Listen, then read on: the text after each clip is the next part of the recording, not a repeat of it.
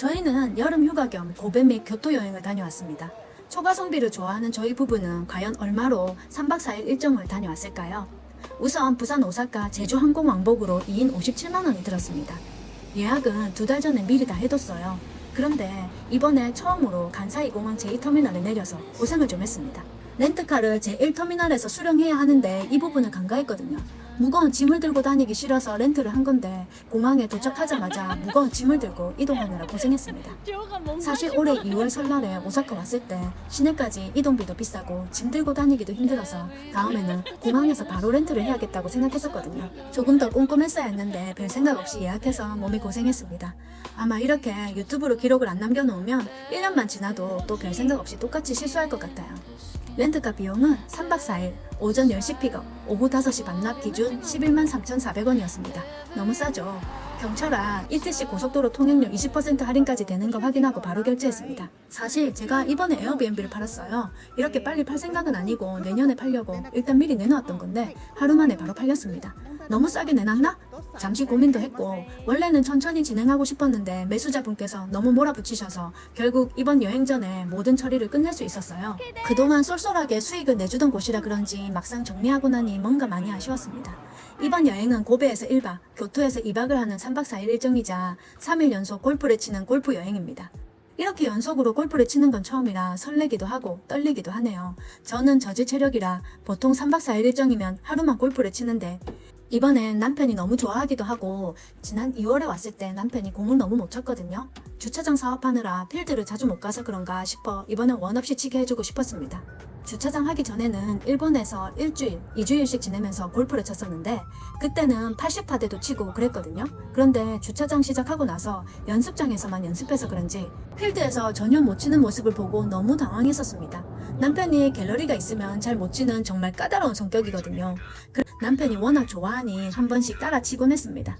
그런데 요즘 제가 살이 10kg 정도 찌면서 거리가 조금 더 늘어났길래 사실 이번 골프 여행이 은근히 기대되기도 했습니다.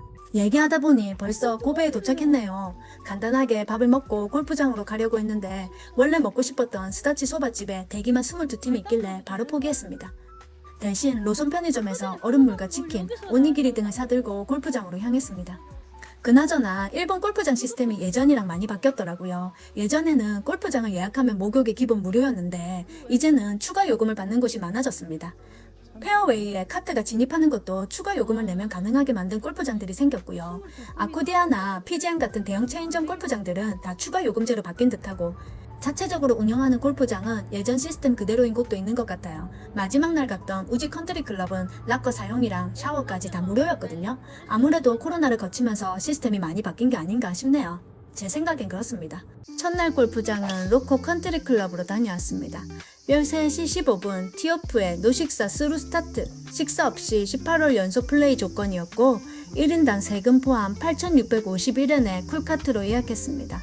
숙소였던 아리마 온천에서 차로 15분 정도 걸렸는데요. 일요일이라 요금이 조금 비싼 편이었습니다. 이번에 페어웨이 카트 진입을 따로 신청했어야 했는데 날씨가 흐려서 안 힘들 줄 알고 안 했거든요. 그런데 막상 치다 보니 정말 후회했습니다. 페어웨이 카트 진입이 가능한 골프장이라면 무조건 신청하세요. 보통 1인당 세금 포함 1,100엔 정도 하더라고요. 그리고 날씨가 흐려서 쿨카트도 딱히 필요 없었습니다. 바람 소리 때문에 시끄럽기만 하고 하지만 예약할 때부터 쿨카트 플랜으로 정해져 있던 거라 어쩔 수가 없었네요. 자기야, 이번에는 화이팅! 제발 남들 신경 좀 쓰지 마.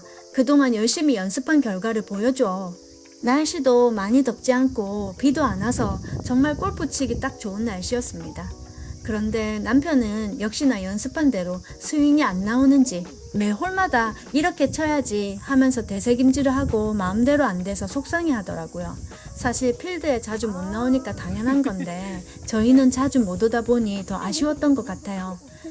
이번 3일 연속으로 가는 골프장들이 전체적으로 거리가 길지 않아서 저는 참 좋았는데 남편은 거리가 짧다고 계속 투덜투덜 대더라고요.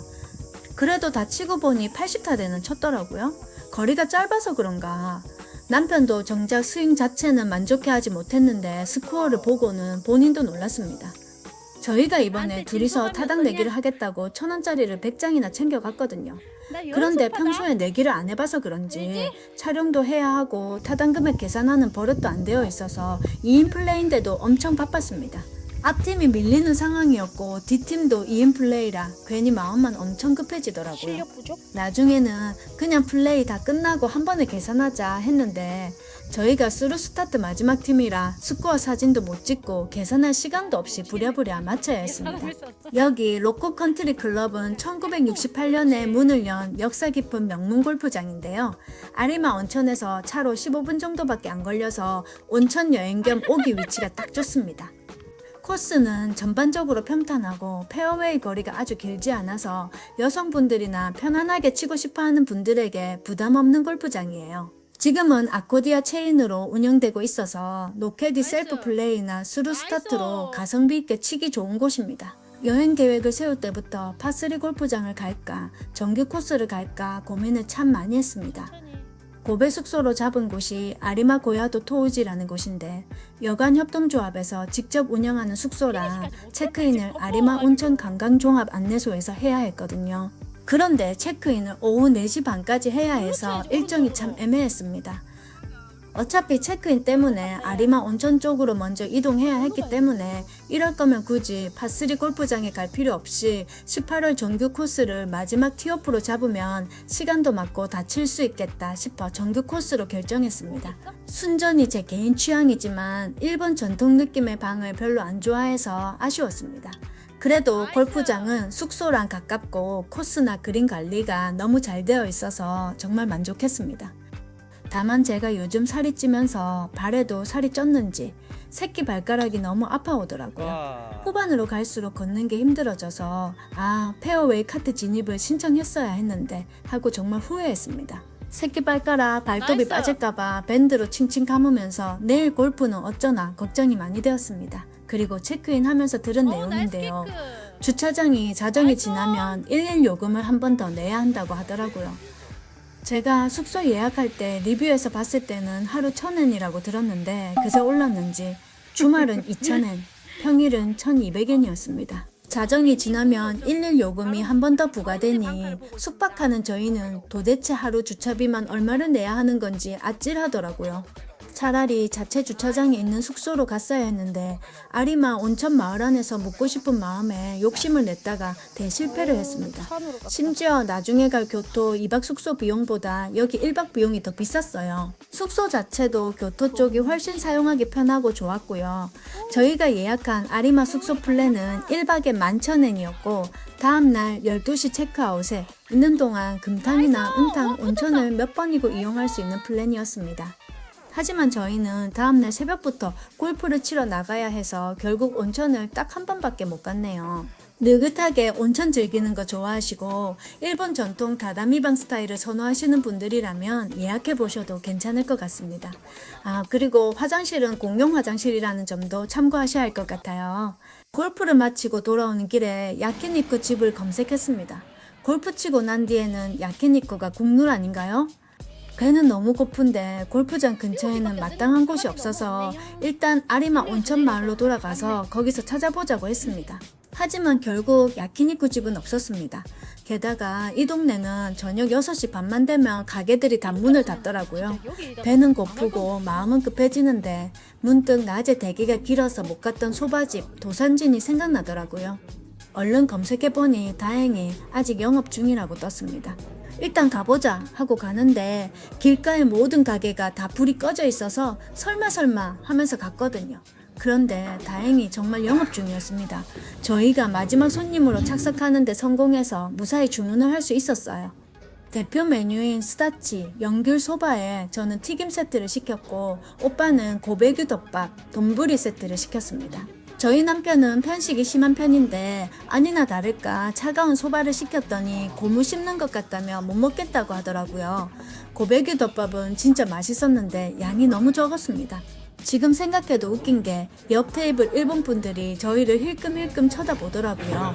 아무래도 남편은 조그만 덮밥만 먹고 여자인 제가 소바 2그릇에 튀김 치케모노까지 걸신들린 사람처럼 싹 비우니까 그런 것 같아요. 점심도 제대로 못 먹어서 배가 너무 고팠거든요.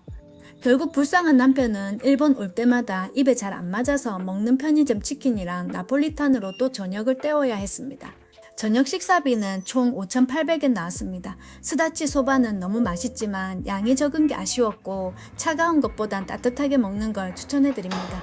그렇게 저녁을 먹고 저희는 바로 금탕 온천으로 향했습니다. 남편은 유카타를 입으면 창피해서 같이 안 나간다는 거예요. 온천 마을에서는 원래 유카타를 입고 다닌다고 설득해봐도 밖에 입은 사람을 한 명도 못 봤다며 입지 말라고 말리더라고요. 하지만 저는 온천에서 땀 쫙 빼고 유카타 입고 다니는 게 편해서 그냥 입었습니다. 길거리에 사람이 너무 없어서 못 본 것뿐이지 나중에 편의점 가니까 유카타 입은 분들이 보이더라고요. 아리마 온천 하면 역시 킨노유, 바로 금탕인데요. 철분이랑 염분이 듬뿍 들어있어서 공기랑 만나면 신기하게 붉은 갈색빛을 띠는 온천입니다. 온천수가 따뜻함을 오래 유지해줘서 골프 치고 피로 풀기에 정말 딱이에요. 건물 바로 옆에는 무료로 즐길 수 있는 조격탕도 있으니까 아리마 온천 오시면 금탕은 꼭 한번 들러보시는 걸 추천합니다. 온천을 마치고 나와서 바로 편의점으로 향했습니다. 가는 길에 비어가든을 하고 있길래 저기서 뭐 좀 먹자 했더니 남편은 그냥 편의점에서 사들고 숙소 가서 먹자고 해서 숙소로 돌아왔습니다. 유튜브 촬영도 편집도 아직은 초보라 어떻게 해야 할지 잘 모르겠지만 계속하다 보면 조금씩 나아지겠죠? 지루했을 수도 있는 저희의 TMI 영상을 끝까지 봐주셔서 정말 감사드립니다.